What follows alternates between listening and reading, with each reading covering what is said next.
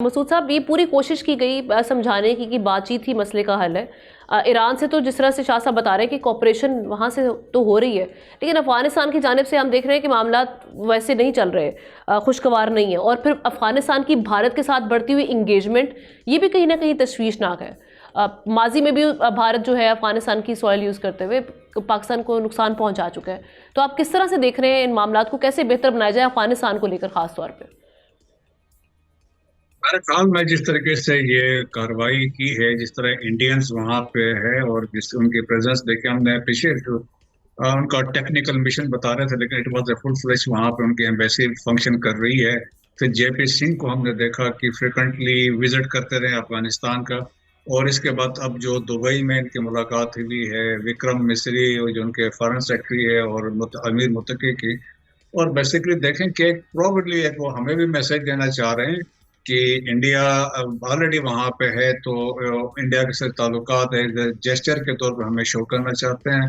پاکستان نے بڑا واضح کیا ہے، چیف آف آرمی اسٹاف بڑا ووکل ہے اس چیز پہ کہ ہم چاہتے ہیں کہ آپ جو ٹیررسٹ ہائٹ اور سے ان کو ڈسمینٹل کریں، افغان سرزمین ہمارے خلاف استعمال نہ ہو.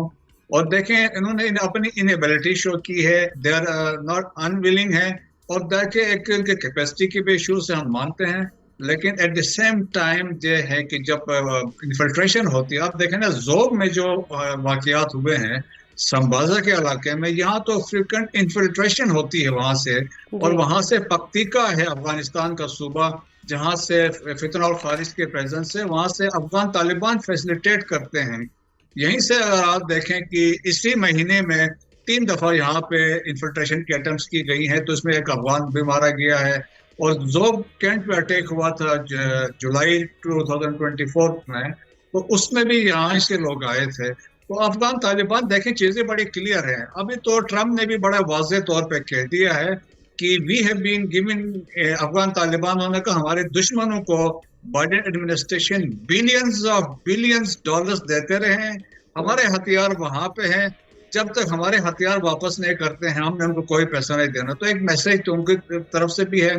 پھر ریسنٹلی دیکھے کہ یونائٹڈ نیشن جو اینالیٹک سپورٹ جو ٹیم تھی اس کا ٹینور ختم ہوا تھا، لیکن یونائٹڈ نیشن سیکیورٹی کونسل نے اس کا ٹینور ایکسٹینڈ کیا ٹو مانیٹر افغانستان.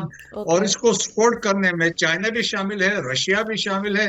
تو وہ بھی ایک قسم کا واضح میسج ہے کہ لوگوں کا کنسرن ہے.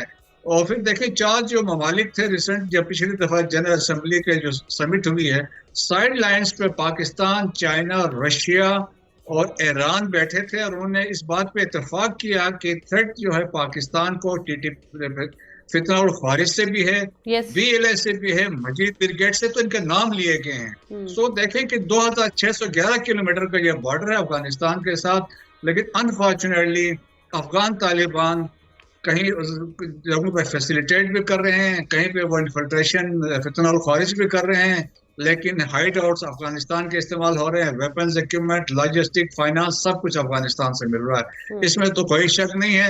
پیچھے انڈیا بھی افیکٹولی ہے کیونکہ ان کی یہ پراکسیز ہیں، اور پیچھے اور بھی طاقتیں ہیں. وہ چاہتے ہیں بلوچستان کو ڈسٹیبلائز کریں، وہاں پہ سی پیک ہے، چائنیز ہے، گوادر کی ڈیولپمنٹ ہے، سب بہت سارے فیکٹر. ٹھیک، thank you so much brigadier retired Masood Ahmed Khan sahab. Subscribe کریں اور بیل دبائیں تاکہ کوئی خبر رہ نہ جائے.